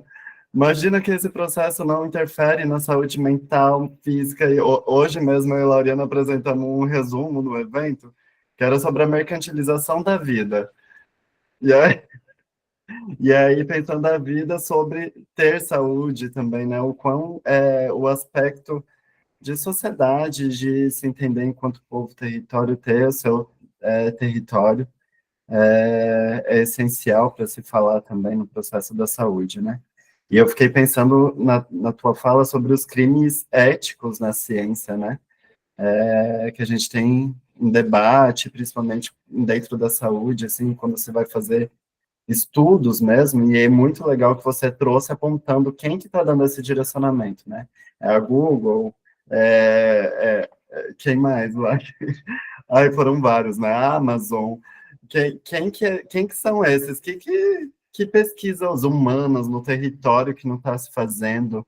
A gente tem um caso, assim, que a galera que... Eu sou assistente social, né? Tem algumas disciplinas que da saúde foge um pouco, mas aquele crime mais clássico que ficou conhecido como ciclo natural da doença, pelo ciclo natural da doença. E aí, imagina, lá também está conseguindo, tem essa possibilidade de visualizar isso, né? Do ciclo natural, porque não tem um atendimento efetivo, não tem o como que vai se dando, e esse laboratório que você trouxe é uma denúncia do crime humanitário, assim, que a gente está passando nesse momento mesmo, e muito importante, sabe?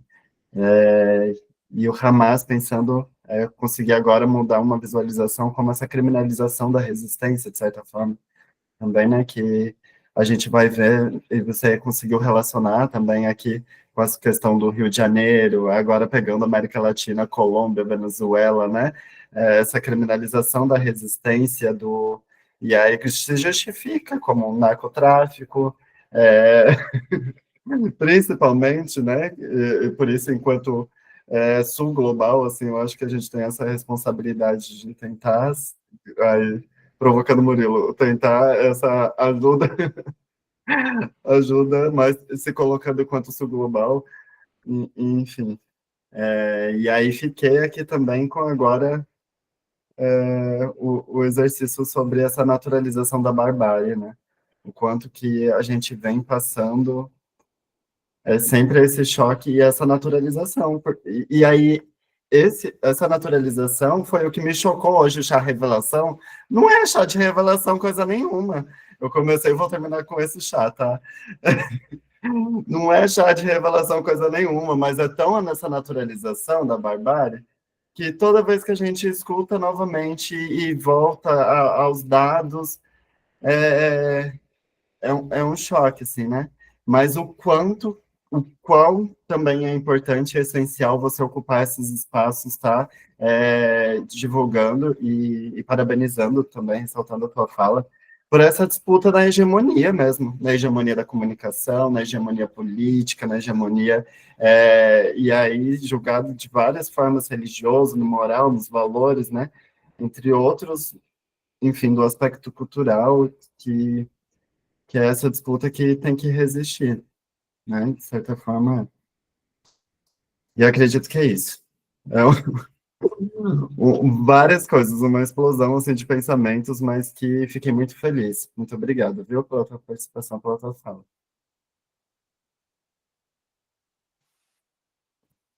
Boa noite, todo mundo.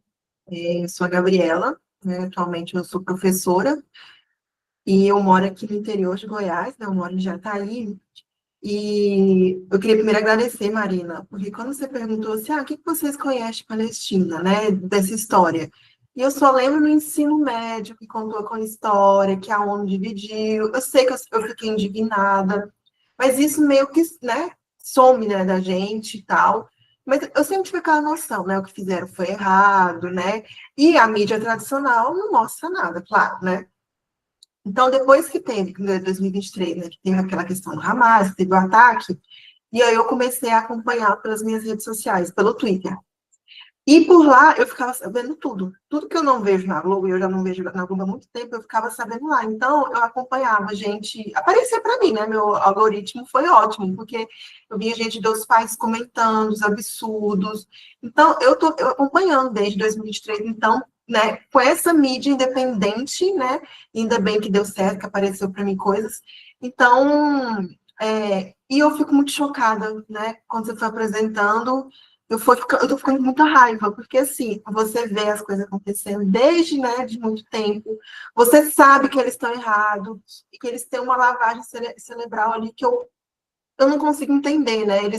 Eu vi muitos vídeos, as crianças, né, elas são desde crianças, elas aprendem a odiar, né, a Palestina. É assim, é um ódio intrínseco, é muito... Não sei o que é isso. A gente sofre aqui com o bolsonarismo e lá eles... É uma coisa bem pior, que não tem nem como explicação, né?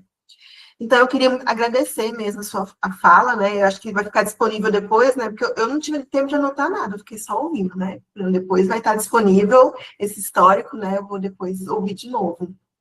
E realmente, assim, eu acho que a gente está numa bolha, porque as pessoas que assistem só Globo, a gente não passa nada disso, né? O máximo que eles vão falando bem de Israel, né? A Palestina é terrorista, né? E não adianta se conversar, não adianta falar assim, crianças estão morrendo, né? Assim, vamos apelar para as crianças, nem isso, né? As pessoas não são terroristas, né? Israel é povo de Deus. Nossa, lá em Goiânia, a gente passa nas igrejas, bandeira de Israel, na porta assim, de várias igrejas. Eu fico assim, pelo amor de Deus, a gente vai estudar história, né? Né? Eu nem sou de nenhuma religião, mas esse povo não é cristão, né, gente? Eles estão desejando morte de pessoas e tal. Então, assim, eu não tenho muito uma pergunta, mas uma coisa que vocês falaram assim, né? Como que a gente conversa de genocídio palestino nos seus espaços? No meu espaço, vocês, né, a Laurina da Saúde, né, o Murilo, né, vocês são da assistência social, a minha área eu sou da engenharia florestal. Então, assim, mal o povo quer discutir agricultura familiar. Vamos discutir Palestina? Não. Não tem um nível assim. Então, o que a gente consegue de discussão, né, em termos de professores, é o sindicato, e nem é no nosso sindicato local, né? É o sindicato nacional, que é o ANDES, né? Então, é um sindicato muito de luta, né? Que ele sempre está falando de todas as causas, né? Sempre tem eventos, questão de Palestina e tal, né? Minha mãe faz parte do sindicato, né? Então, eu estou cheio de adesivos. E a gente ainda tem um problema dentro do sindicato, porque no Brasil rachou, né? Então a gente tem os BANs e tem o PROIFES.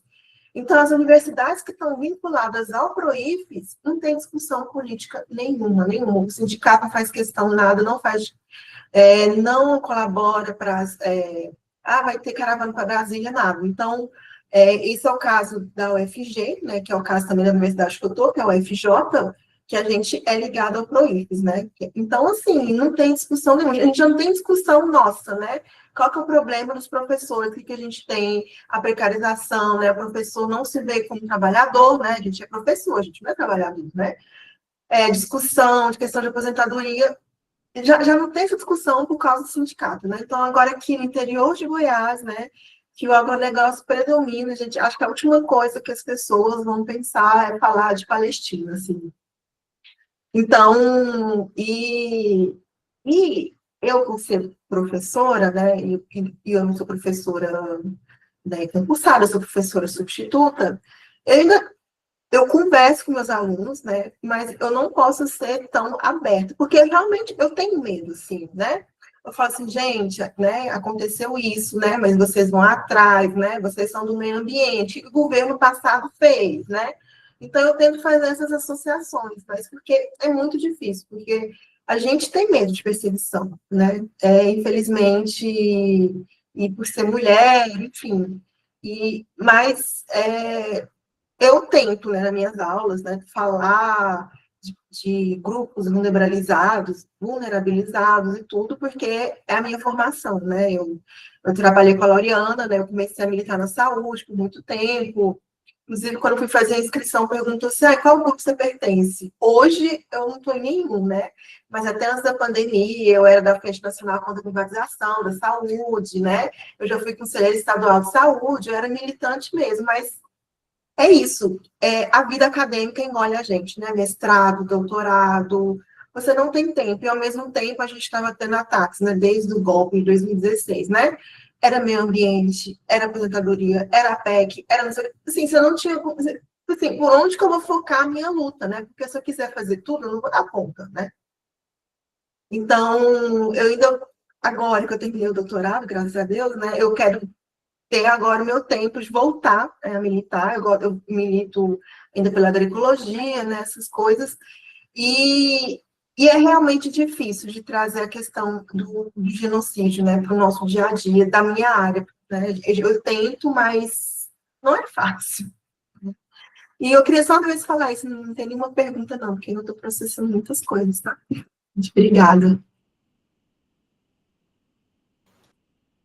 Só isso, né, Marina? Você viu como se mexeu com todo mundo? Então, eu acho que a Jamile está inscrita também. Ai, Jamile, me perdoa. Fala aí, gatinha. Oi, gente, boa noite. Eu não consegui assistir o tempo inteiro, porque a minha internet não estava muito boa, então eu fui pegando os recortes, mas eu queria parabenizar a Marina.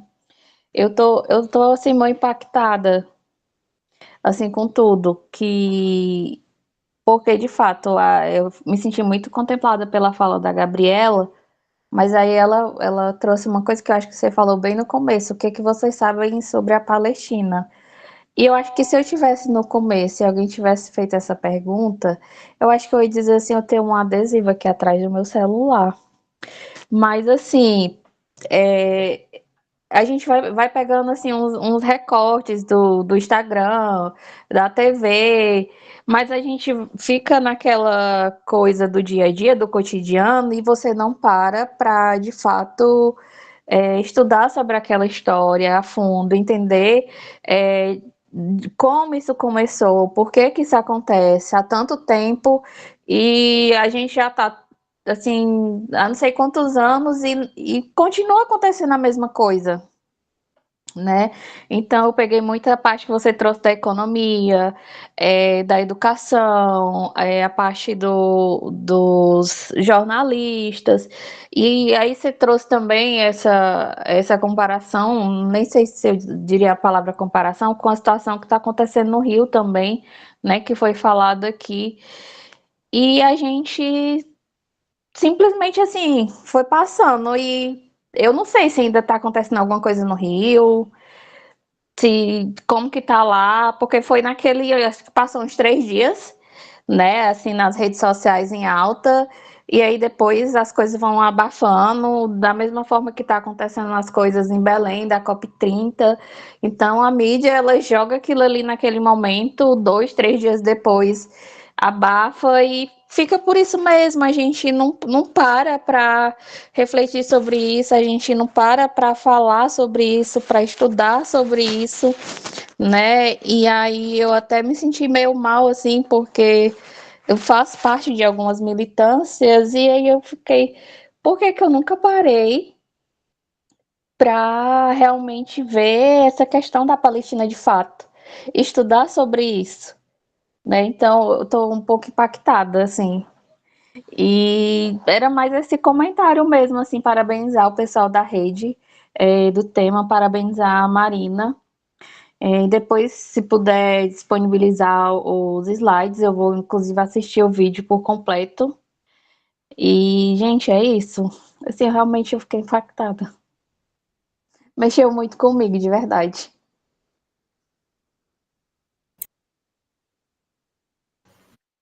Vai lá, Marina. Comenta, deixa a gente mais inquieta ainda. Não, primeiro, deixar o coração de vocês em paz, né? Porque se a gente for estudar tudo, a gente não dá conta, né? Não vai mais nada da vida. Então, é bom que a gente compartilhe os nossos estudos, né? Eu estudo porque me toca profundamente, talvez exatamente por eu ter uma conexão ancestral com o local, pelo menos com proximidade, assim, e me faz querer entender muito. Então, não tem por que todo mundo fazer esse trajeto, né? Mas vocês fazem a trajetória de estudo de vocês, né? Então, é um prazer partilhar, porque para mim não faz menor sentido também isso ser algo para mim só, porque a partilha é fundamental para... Eu não digo que a gente rompa com as fake news, eu acho que, assim, ó, são mentiras contadas há quase 100 anos, gente. Daí não é, a Marina não faz milagre, o Thiago Ávila não faz milagre, né? Ninguém faz, a gente não faz milagre, mas também não vamos desistir, né? Porque eu acho que é o que eles querem, que a gente se acomode, que a gente não faça. Então, eu acho que primeiro isso, assim, parabenizar vocês por terem disponibilizado, depois de um dia inteiro de trabalho, 2 horas de estudo sobre a cultura e sobre a situação de um povo que mora longe, mas que de alguma forma tem reflexos profundos com a nossa sociedade e com a relação com o mundo inteiro, né? E aí é isso, as armas que mataram 130 e poucas, 2 pessoas no Rio de Janeiro, são armas testadas em corpos, algumas, né?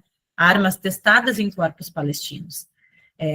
Tem muita arma israelense que foi encontrada nesse massacre no Rio de Janeiro. O exército brasileiro foi treinado pelo exército israelense no segundo mandato do Lula, antes da Copa do Mundo, no primeiro mandato da Dilma. Governo de esquerda, mandaram para treinar para 2 razões. Uma para invadir o Haiti, né? E a outra para a Copa do Mundo aqui, né? Foram 2 bilhões em armamento para a Copa do Mundo no Brasil, em 2014. E foram treinados pelo exército israelense. Existe uma relação do exército israelense com todos os países do mundo, principalmente no que se refere a maquinário de guerra, a tecnologia de guerra e de controle dos corpos, das populações. Esse livro é maravilhoso, assim, ele é chocante, porque mostra a relação de Israel com Ruanda, em 94, um genocídio em Ruanda, mostra a relação do exército de Israel na Colômbia, eles estão em tudo o que é treta ruim. Pensa assim, ó, genocídio, facção, os caras estão mandando grana não, exportando tecnologia de guerra. Então, assim, né, a gente tem muita relação com eles, só que a gente vai se dando conta a partir das leituras. O que eu queria dizer também, assim, acho muito importante a colocação da Gabi, eu acho, em relação ao imperialismo, não, da Jaque, em relação ao imperialismo, porque eu acabei não falando isso, mas eu acho muito importante a gente se dar conta do que guerra, a gente está vivendo um período de queda do imperialismo estadunidense. E um imperialismo não cai do dia para a noite, né? Ele cai tentando lutar para sobreviver e ele ainda tem muito poder, né? Então não é, tá caindo e vai cair amanhã, não, né? Então o processo de crise de 2008 abre mais um momento, na realidade, da reorganização do mundo, né? Aquilo que abriu o final da Segunda Guerra Mundial, e que daí surge ONU, multilateralismo, globalização, isso está em crise.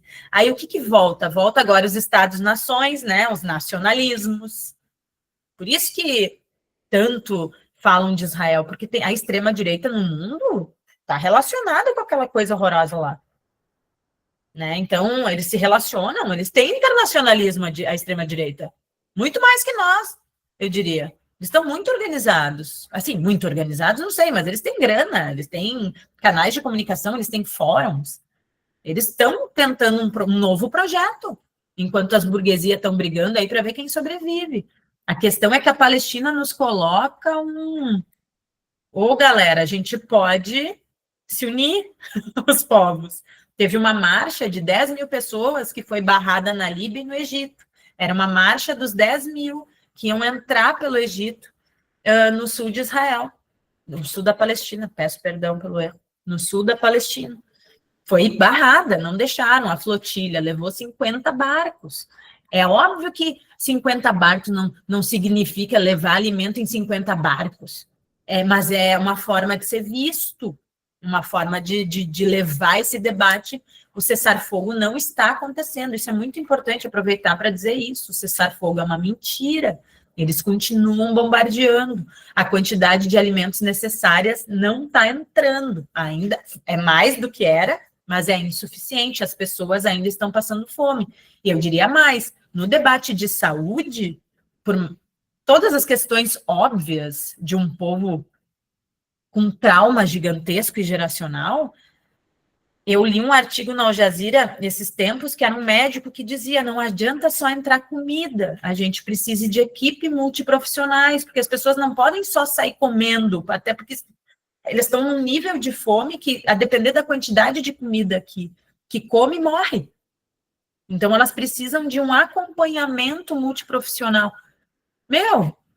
Isso está mais distante ainda, sabe? Então, né, pensando assim no elemento específico de vocês, né, da saúde, eu acho que essa é uma questão fundamental, assim. E fico pensando que, pegando um pouco do que o Murilo trouxe ali, né, a gente fala de internacionalismo, mas às vezes não olha para o nosso povo. Eu não sei o que vem primeiro, sabe, o ovo ou a galinha, e eu acho que não importa muito, se tu é mais voltado para o internacionalismo e te dá conta de que tu também tem que ser solidário ao teu próprio povo, ou se tu é muito vinculado ao teu próprio povo e te dá conta de que nós somos um povo universal e único, e que nós fomos, Estado-nação é uma invenção, assim como a globalização foi um pacto entre os Estados-nação, e isso está em choque, isso está em suspenso, e eles estão decidindo por nós, porque ou a gente se coloca enquanto trabalhadores do mundo em movimento, por isso que eu cito a Palestina, existem outros, vocês viram Madagascar, viram Nepal, que eles botaram fogo nas pessoas? A luta de classe está viva. 2.700 atos nos Estados Unidos. A luta de classes está viva. Essa ideia de que não tem saída é um projeto deles para nós. Nós estamos fragmentados, não estamos bem. Não estamos bem. Mas eu acho que incorporar essa ideia de que não tem por onde, eles ganham. E a gente já se entrega. Então, para mim, falar para 9 pessoas, eu vou falar como se eu falasse para 100 mil. Eu não me importo, porque o nosso trabalho é de formiga. Se nós perder a vontade, o desejo de fazer a diferença, e aí não importa, Gabi, se agora tu tá no doutorado, daqui a pouco tu volta para a luta. A luta, sabe, isso a gente tem os nossos momentos, os nossos refluxos internos, depois a gente volta com mais força e tá tudo bem, sabe? Então, eu acho isso, que a Palestina, a situação lá e o que se desenvolveu no mundo nesses 2 anos de genocídio, não é suficiente, não parou o genocídio, mas está convertendo, está mostrando que Israel é uma sociedade meio fascistoide. Não para a massa necessariamente, concordo, eu acho que a massa, 30% da sociedade brasileira, ela é evangélica neopentecostal. E boa parte deles escutam um pastor falando todo dia que Israel, que o Jesus vai voltar, né, gente? Então as pessoas acham que, desculpa o palavrear, mas que se dane, que morra, porque Jesus vai voltar. Então faz parte dos planos de Deus. E aí isso justifica, entende? A pessoa acredita nisso. O que eu acho, Murilo, e aí eu concordo contigo, que a gente tem que fazer um trabalho de base, né? E aí cada um no seu local de trabalho. Eu não tenho visto, assim, categorias em defesa, eu vejo militância, né? Isso sim, aí os sindicatos mais de luta, o ANDES, com certeza, aqui ocuparam a universidade um dia, enfim, os estudantes, né? Então, estou vendo isso, mas, de fato, assim, categorias profissionais eu não vejo, mas pode ser um limite meu, né? Não tem a verdade. Mas eu acho que a gente tem que ter vontade de falar com as pessoas sobre isso. Aqui a gente fez um panfleto com um cartaz Palestina Livre e atrás uma mini explicação. Até se vocês quiserem, eu compartilho, a Lauriana, mando para ti, só para vocês terem uma ideia, para botar na rua, falar com a massa sobre isso. E vou te dizer, não fomos tão vaiados assim, não.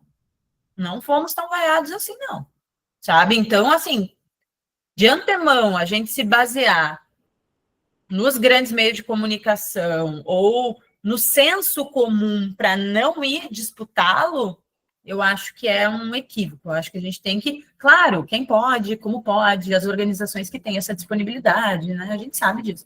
Mas a nossa tem muita vontade, assim, então, não só a nossa, tem outras aqui também fazendo, não desse jeito, de outros jeitos, tem a Frente em Defesa da Palestina aqui em Porto Alegre, faz atos pequenos e tal, mas tá ali, sabe, de alguma maneira, não deixando a peteca cair, assim.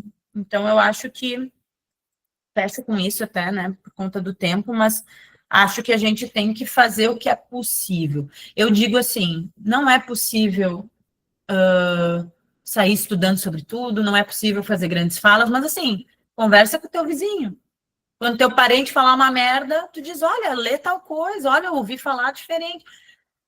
Porque, de alguma maneira, se a gente perde essa noção do pequeno, me parece que a gente está sempre esperando grandes oportunidades que nunca aparecem. E é do pequeno que aparecem as grandes possibilidades. É através desse movimento pequeno, que não é pequeno. Por isso que eu quero dizer, eu acho que não é pequeno, sabe? Eu acredito muito nesse trabalho miúdo e que faz a diferença. Não talvez na velocidade que a gente deseja, mas sem dúvida deixando um espaço para quem também está vindo não partir do zero. A gente não parte do zero. Teve muita gente que lutou por nós para a gente estar aqui podendo falar sobre isso. Eu acho que a gente tem que lutar muito para não deixar essa sociedade israelense, que é, infelizmente, sabe qual é a palavra? Fascista, o nome é triste, mas não estou dizendo que todo mundo mas é uma sociedade em si fascista, não porque é culpa das pessoas, mas porque foram educadas para odiar. Sinagogas inteiras educam para odiar palestino, é um negócio muito louco, é uma lavagem cerebral. A gente tem que olhar para lá para que isso não se generalize num processo de crise. E aqui no Brasil é o bolsonarismo que é representado por esse setor, assim. Então, que a gente seja formiguinhas aí, que não desista. Mas é isso, muito obrigada por me ouvirem, né? 2 horas e pouquinho de grupo. Obrigada, Lauriana, Bruno, pela oportunidade. Estou totalmente à disposição para chamar para outras coisas, para conversar, enfim.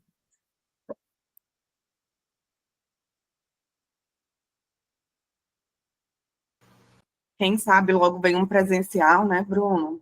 Jaque, Murilo. Aí eu já faço uma oficina de dub, que junto, de dança. folclórica. Meu Deus, só bora que eu boro. Nossa, obrigada, muito obrigada, Marina. Vamos encerrar a gravação, né, Bruno? Agradeço a todos que estão assistindo.